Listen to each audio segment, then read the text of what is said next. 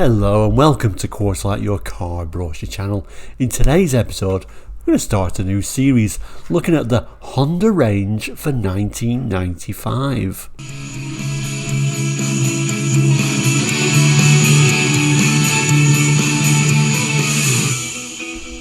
Welcome back, and if you're new to Quartzlight, we're a car brochure channel here on YouTube looking at car brochures from around the world for the 60s, 70s, 80s and 90s, sometimes beyond that as well. So if you're interested in cars and car brochures, please consider subscribing.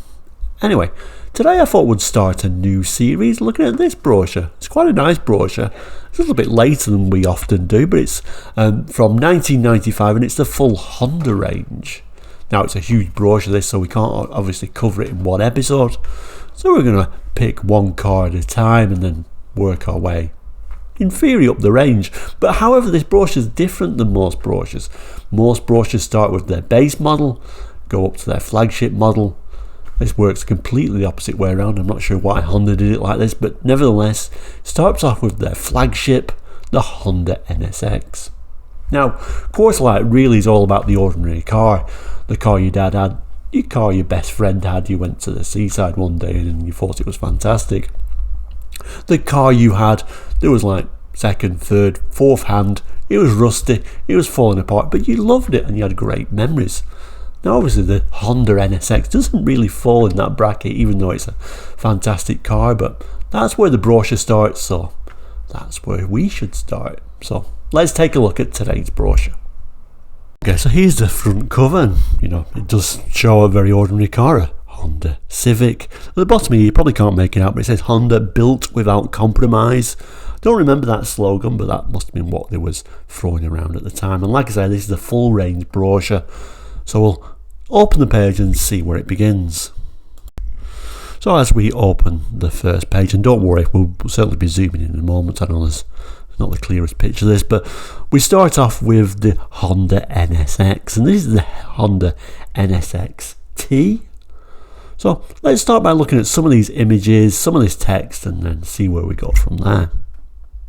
First of all, I have to apologise about this first one. It's really hard to really capture this image because it's such a dark image, presumably at twilight, trying to be mean and moody, I guess. So I've zoomed in first of all on the NSX. There's lots of reflections on this brochure as well, which doesn't help. We can certainly see the headlamp wash for those pop-up headlights. That Honda badge kind of like reminding you it's kind of from an ordinary company. And this is the T version, so the NSX T. So it's starting with the absolute top of the range. T, you can just about make out that sort of T-top type idea. I presume the T is standing for T-top anyway. I won't say these supercars are really my speciality, so certainly any comments to assist would certainly help.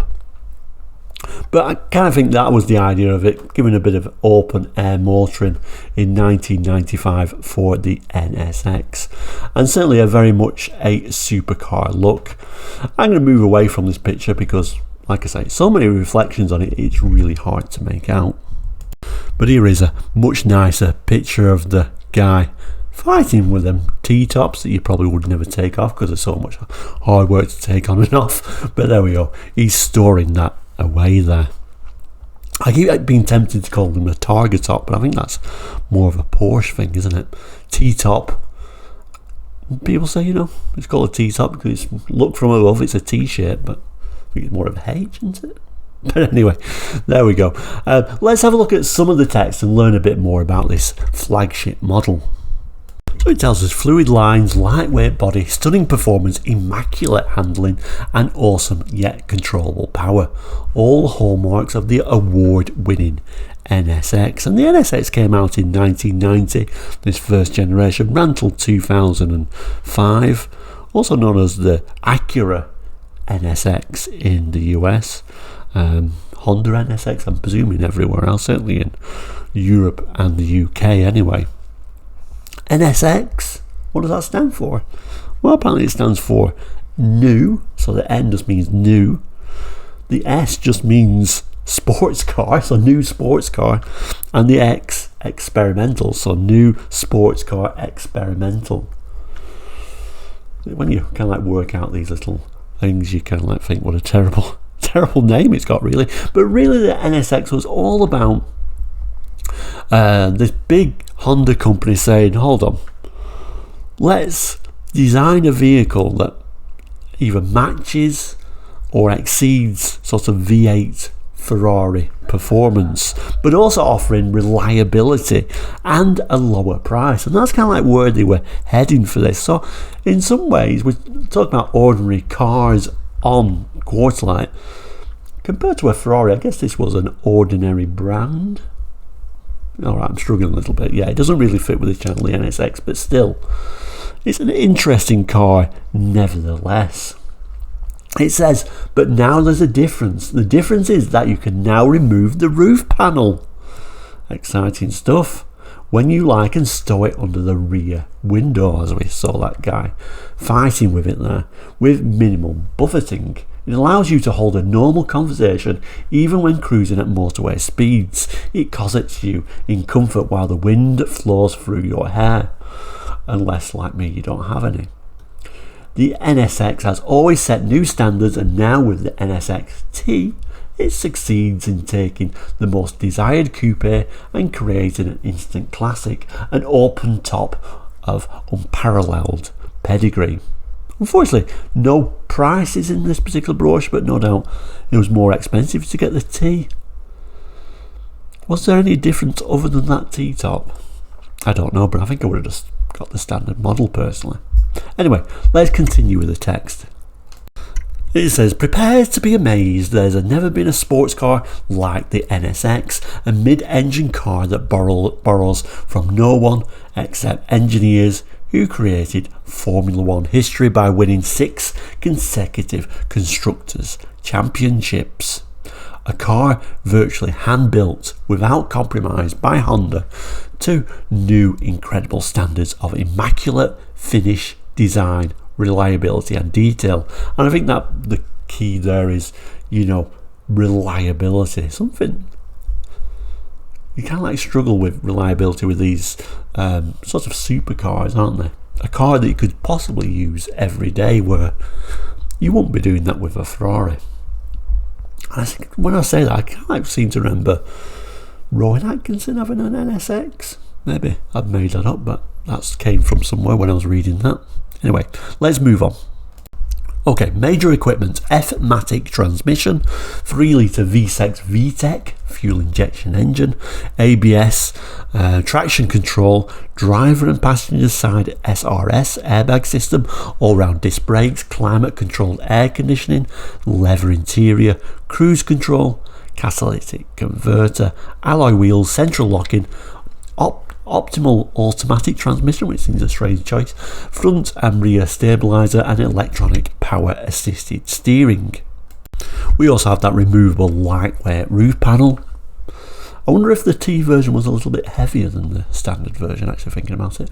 We've got electric windows, electric door mirrors, passenger, drivers and passenger seat, powered drivers and passenger seat is what I'm trying to say.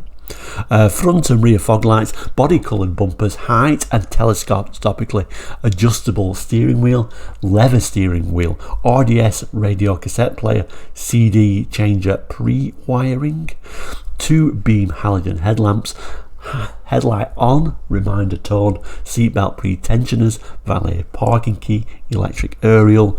These all things I kind of like think about for more like your Honda Accord, aren't they really? But there we go.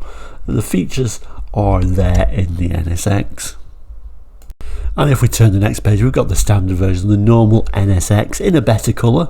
Shows up much better on camera. So let's zoom in now and have a look at these much nicer pictures.